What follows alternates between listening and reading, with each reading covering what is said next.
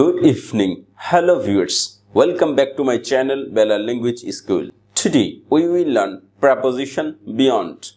আজকে আমরা preposition beyond সম্পর্কে বিভিন্ন ইংরেজি সেন্টেন্সে বাংলা অর্থ সহ জানব। তাহলে চলুন জেনে নেই। এখানে লেখা আছে beyond, এর শুদ্ধ উচ্চারণ বা ট্রান্সক্রিপশন হচ্ছে beyond। এর বাংলা অর্থগুলো হচ্ছে দূরে, বহুদূরে, ছাড়াইয়া, বাহিরে, সীমার বাহিরে, দেখার বাহিরে, কল্পনার বাহিরে, উপরে, ব্যতীত, অপর পার্শ্বে, অতিক্রম করে, পরকাল, সাধ্যের অতীত ইত্যাদি। এছাড়াও আরো অন্যান্য অর্থ আসতে পারে। তাহলে এই বিয়ন্ড প্রেপোজিশনটি আমরা ইংরেজি এক্সপ্রেশনে দেখে নিচ্ছি।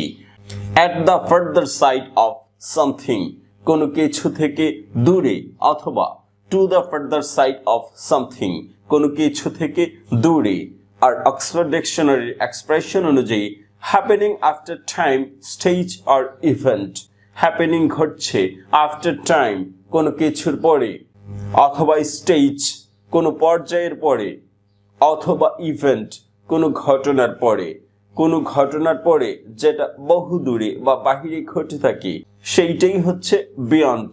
আমরা জানি কোনো কিছু কাছাকাছি বোঝাতে ইংরেজিতে নেয়ার, নেয়ার বাই, ক্লোজ টু, বিসাইড ইত্যাদি প্রেপোজিশনগুলো ব্যবহার হয়ে থাকে।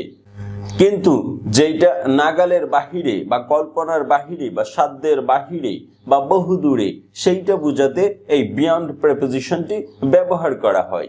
তাহলে এই বিয়ন্ড প্রেপোজিশনটি ইংরেজি বিভিন্ন সেন্টেন্সে অর্থ সহ দেখছি। Hour success is far beyond, আমাদের সফলতা বহু দূরে। তাহলে আওয়ার সাকসেস, আমাদের সফলতা, ইজ হয় ফার বিয়ন্ড, বহু দূরে বা নাগালের বাহিরে, বা এত সহজে সফলতা আসবে না, এরকম বহু দূরে বোঝাতে বিয়ন্ড প্রেপোজিশনটি সেন্টেন্সের শেষে ব্যবহৃত হয়। তাহলে এখানে বিয়ন্ড বহু দূরে অর্থে ব্যবহৃত হয়েছে, অর্থাৎ যেটা নাগালের কাছে না, বহু দূরে, এরকম কল্পনা বুঝাতে বিয়ন্ড শব্দটি বা প্রেপোজিশন বা পদান্বয় অভয়টি ব্যবহার করবেন। তারপরের সেন্টেন্সটি দেখুন, I won't go on beyond midnight. I won't go, আমি যাব না, অন বিয়ন্ড মিডনাইট, মধ্যরাতের পর। অর্থাৎ এখানে ফিক্সড একটি সময় বুঝিয়েছে। এই ফিক্সড সময়ের পরে যেটা অনেক দূরে হয়ে যাবে, মানে মধ্যরাত, এটাও কিন্তু কম দূরে না। আপনি সকালে কাজ শুরু করেছেন, মধ্যরাত পর্যন্ত হয়ে গিয়েছে, তারপর যেটা হবে সেটা কিন্তু অনেক টাইম, এরকম অনেক কল্পনা করা বুঝাতে এই বিয়ন্ড প্রেপোজিশনটি ব্যবহার করা হয়। আই ওয়ন্ট গো, আমি যাব না, অন বিয়ন্ড মিডনাইট, মধ্যরাতের পর। তাহলে এখানে মধ্যরাতের সময়ের পর বুঝিয়েছে এবং এইভাবে এইটা বহু দূরে বুঝিয়েছে, কারণ মধ্যরাতে অনেক সময়, তারপর যে সময়টা হবে সেটা অনেক সময় বা বহু দূর, এরকম একটি ধারণা চলে আসবে। তাহলে এখানে বিয়ন্ড সময়ের পর বা যথা সময়ের পর, এরকম অর্থ বুঝিয়েছে। তারপরের সেন্টেন্সটি দেখুন, the bicycle is beyond repair. The bicycle, বাইসাইকেলটি, ইজ হয়, বিয়ন্ড রিপেয়ার, মেরামতের অযোগ্য। অর্থাৎ তার আগে বহুবার মেরামত করা হয়েছে, কিন্তু এখন যেই পরিমাণ ড্যামেজ হয়েছে বা ক্ষতি হয়েছে এটা আর মেরামত করা যাবে না। তাহলে এখানে সাইকেলটি মেরামত সাধ্যের বাহিরে, অর্থাৎ অনেক টাকা খরচ হবে, এরকম হতে পারে যত টাকাই সাইকেল তার চেয়ে আরো বেশি টাকা চলে যাবে। তাহলে এরকম দূরে বুঝাতে বা বেশি কিছু বুঝাতে বিয়ন্ড প্রেপোজিশনটি ব্যবহার করা হয়।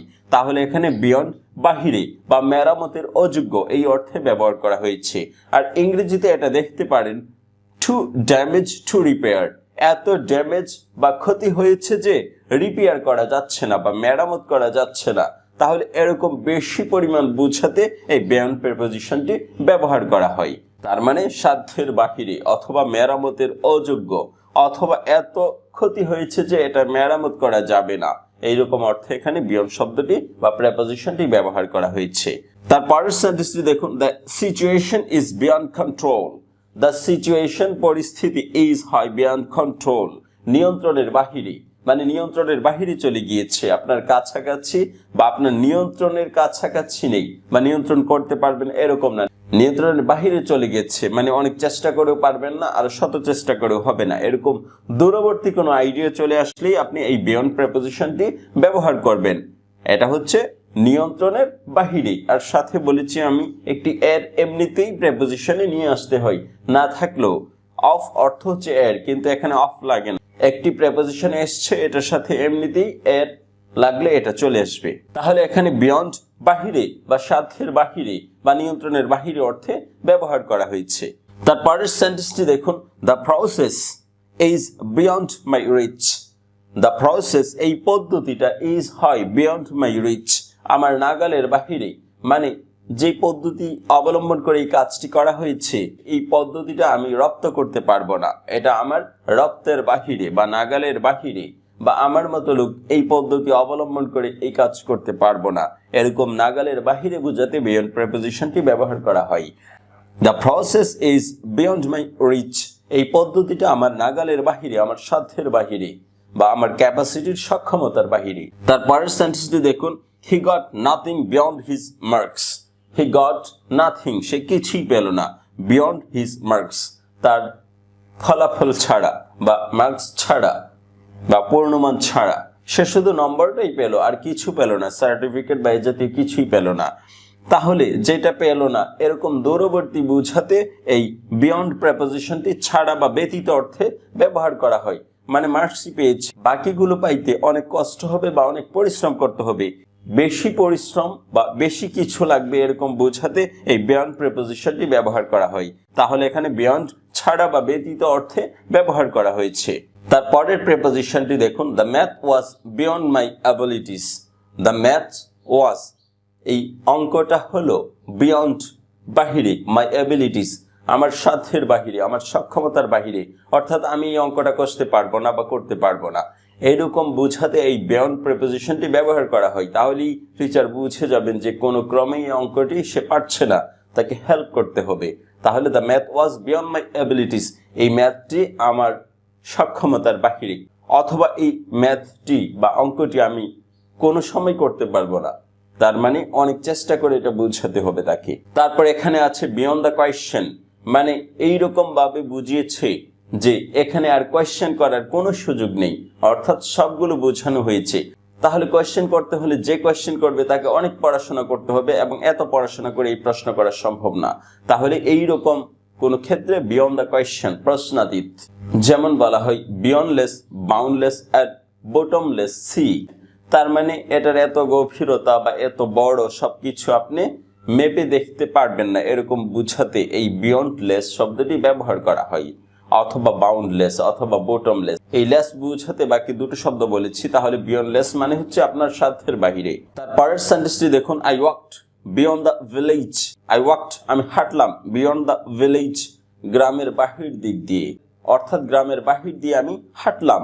আবার অ্যারাউন্ড দিলেও বাহিরে কিন্তু কাছাকাছি হবে, বিয়ন্ড হলে গ্রামের অনেক দূর দিয়ে চতুর্দিক দিয়ে হাঁটলাম এরকম বুঝিয়েছে।